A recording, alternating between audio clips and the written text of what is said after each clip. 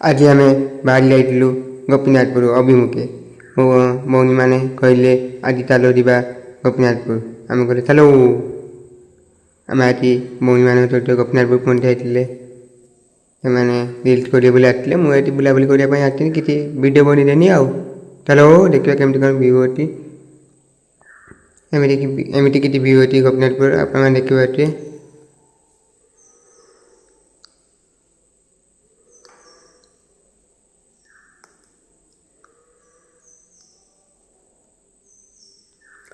देखिए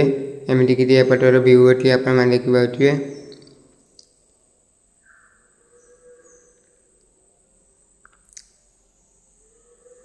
ये हूँ गोपीनाथपुर रेलवे नियोगिता अच्छी आप जानते गोपीनाथपुर नियोगित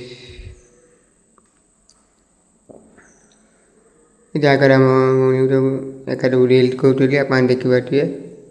रिल्स पाक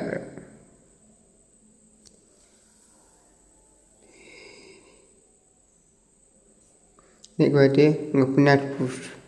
मो पता है मौनी मैंने रिल्स कौली आप देखिए वीडियो टी एंड कौटी गोपीनाथपुर ब्लॉग रे देखा एक न्यू ब्लॉग रे से मो इंस्टाग्राम जो फॉलो निहाती करके रखिए लाइक शेयर करदे रही देखा नेक्स्ट ब्लॉग रे।